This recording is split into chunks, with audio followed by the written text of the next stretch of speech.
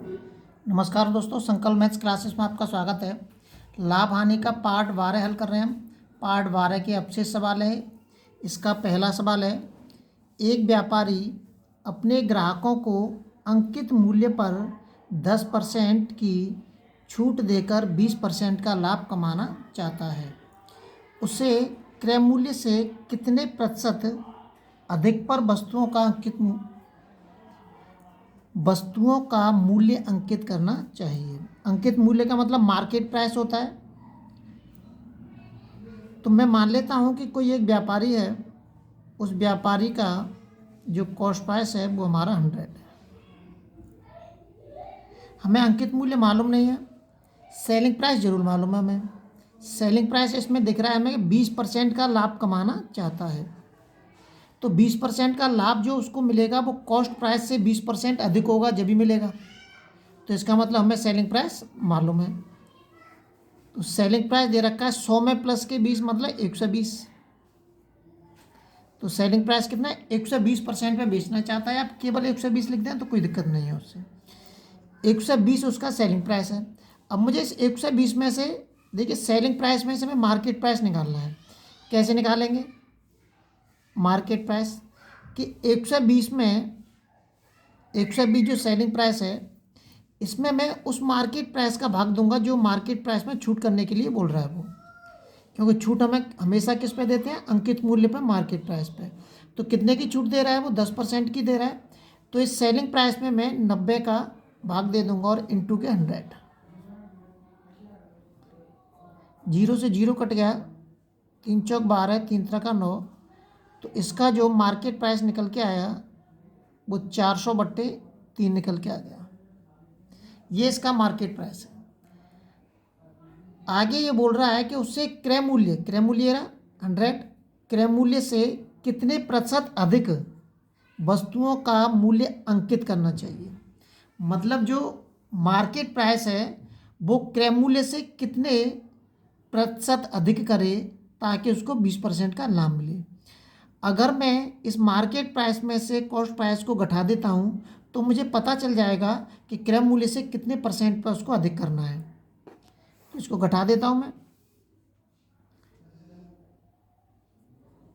Market price में से मैं माइनस कर देता हूँ क्या, कॉस्ट प्राइस। मार्केट प्राइस दे रखा है उसने 100, वो 400/3 माइनस के 100। कॉस्ट प्राइस माइनस कर दिया मैंने। इसका इसमें भाग दूंगा, माइनस के 300 हो जाएगा बट्टे 100। कितना बचेगा, सॉरी ये 3 है, 3। तो कितना बचेगा, 100 बचेगा, 100/3। इतने % उसको अधिक अंकित करना होगा। कॉस्ट प्राइस से 100/3%, यह इसको इसमें मैं भाग दूंगा तो ये निकल के आ जाएगा 33 सही 1/3% अधिक अंकित करना चाहिए। क्रय मूल्य से उसको जो अंकित मूल्य है वो उसको 33 सही 1/3% अधिक अंकित करना होगा जब उसको 20% का लाभ प्राप्त होगा। इसका विशेष ध्यान रखना है कि सेलिंग प्राइस में से मार्केट प्राइस कैसे निकालते हैं। अगला सवाल देखते हैं। अगला जो सवाल दे रखा है, रीटा ने एक टेलीविज़न सेट अंकित मूल्य पर 20% की छूट पर खरीदा। मतलब जो अंकित मूल्य है उस पर 20% की छूट दी गई है हमें। तो 20% की छूट पर खरीदा, इसका मतलब खरीदने का मतलब कॉस्ट प्राइस होता है। इसका मतलब कितने पर खरीदा उसने, 80% पर खरीदा उसने कितने पर खरीदा, 80% पे। अब आगे कह रहा है कि उसने इसको 16,800 रुपये में बेचकर 800 रुपये का लाभ अर्जित किया। उसने जो टीवी सेट खरीदा था वो उसने 16,800 रुपये में बेच दिया। 16,800 रुपये में बेचने के बाद उसको 800 रुपये का लाभ हुआ। इसका मतलब ये है कि अगर मैं इन 800 को इस 16,800 में से घटा देता हूँ तो मुझे उसका ये वाला कॉस्ट प्राइस पता चल जाएगा। क्योंकि जो लाभ हो रहा है उसको, उस लाभ को अगर मैं इस सेलिंग प्राइस में से माइनस कर दूंगा तो मुझे रीटा का कॉस्ट प्राइस पता चल जाएगा। यहाँ जो कॉस्ट प्राइस परसेंटेज में दे रखा है और वो निकल के आ जाएगा रुपए में। तो देखिए ये पता चल जाएगा। हम सेलिंग प्राइस कितना दे रखा है, 16,800 रुपये में उसने बेचा है और मैंने इसका जो लाभ है इस लाभ को माइनस कर देता हूँ, तो कितना बचा हमारा 16,000। तो उसका कॉस्ट प्राइस कितना है 16,000 रुपये। अब ये 16,000 रुपये यहाँ तो रुपये के रूप में दे रखा है, लेकिन परसेंटेज के रूप में ये 16,000 कितने के बराबर है 80% के। और जो 80% हमें मिल रहा है ये किसका मिल रहा है, ये मार्केट प्राइस पर छूट देने के बाद मिल रहा है। तो कह रहा है अंकित मूल्य पूछ रहा है वो, तो ये जो 80% हमको मिल रहा है ये मार्केट प्राइस का 20% छूट दे के मतलब 80% मिल रहा है हमें। मार्केट प्राइस पर 20% की छूट देने के बाद वो कह रहा है इस पर कि मार्केट प्राइस पे 20% की छूट देने के बाद जो 80% मिल रहा है वो कितने के बराबर है 16,000 रुपये के बराबर है। अगर मैं इसकी कैलकुलेशन कर दूंगा तो मुझे मार्केट प्राइस का पता चल जाएगा।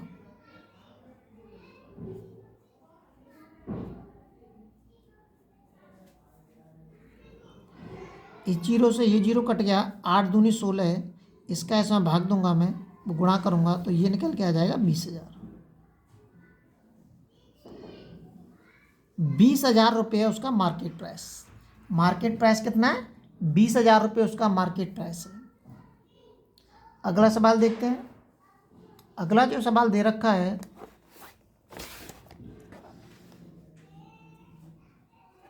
अगला सवाल दे रखा है एक व्यापारी अपने माल का अंकित मूल्य उसके लागत मूल्य से 25% अधिक निश्चित करता है। अंकित मूल्य का मतलब पता ही चल गया हमें मार्केट प्राइस होता है। उसके लागत मूल्य का मतलब जितने में उसने उसको खरीदा है मतलब कॉस्ट प्राइस। तो लागत मूल्य से यदि उसका लागत मूल्य 100 है तो इससे 25% अधिक अंकित कर रहा है वो क्या मार्केट प्राइस। अंकित मूल्य इससे 25% अधिक अंकित कर रहा है, क्या अंकित कर रहा है मार्केट प्राइस। अगर 100 रुपये हमारा कॉस्ट प्राइस है तो मार्केट प्राइस कितना है 125, ये कह रहा है वो प्रश्न के अंदर। और आगे कह रहा है और उस पर नगद भुगतान के लिए 10% छूट देता है। नगद भुगतान का मतलब ये हो गया बेचना। नगद भुगतान का मतलब बेचना।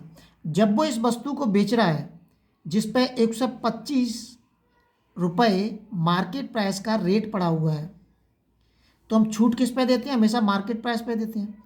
तो इस पर वो छूट दे रहा है 10%। तो इस पर जब मैं इस पर 10% की छूट दूंगा तो मुझे क्या पता चल जाएगा सेलिंग प्राइस, क्योंकि 10% की छूट देने के बाद 10% की छूट दी मैंने इस पर, माइनस 10% किया तो वो मुझे मिला यहाँ पे फिर सेलिंग प्राइस। अब 125 का 10% निकालिए आप, परसेंटेज क्या आ जाएगा बट्टे में 100। एक जीरो है, एक जीरो का मैं एक अंक के बाद पॉइंट लिख सकता हूँ यहाँ पे 12.5।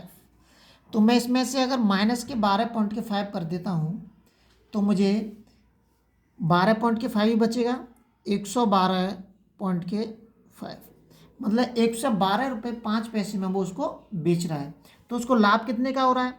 अब हम लाभ का कहाँ से पता चलेंगे, लाभ का पता करेंगे हम कॉस्ट प्राइस से। 100 रुपये की चीज़ को वो 112 रुपये और 5 पैसे में बेच रहा है, तो इसको लाभ हमें साफ दिख रहा है कि लाभ कितने का हो रहा है 12.5 का लाभ हो रहा है उसको। अभी इसमें हमने कोई कैलकुलेशन नहीं करी है, सारी परसेंटेज में चलिए, तो इसमें कुछ करने की ज़रूरत ही नहीं है हमें। 12.5 का उसको लाभ हो रहा है। अभी इसके पार्ट 12 के अभी और अवशेष सवाल हैं जिनको हम अगले वीडियो में मिलते हैं। जब तक आप अपने लेवल पर वीडियो को शेयर और सब्सक्राइब जरूर करें।